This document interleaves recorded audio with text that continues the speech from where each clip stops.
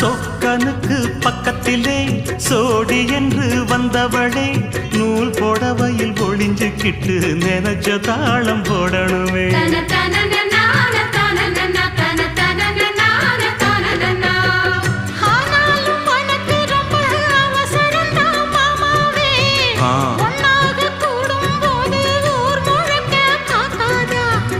பார்த்தாலும் தவறு இல்ல பனியுறங்கும் ரோசாவே உன்னால சொத்த வச்ச மூக்குலதான் வைக்காதா.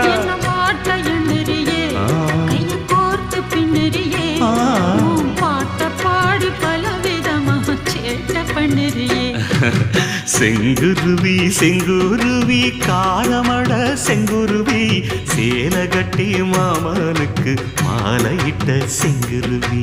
செங்குருவி செங்குருவி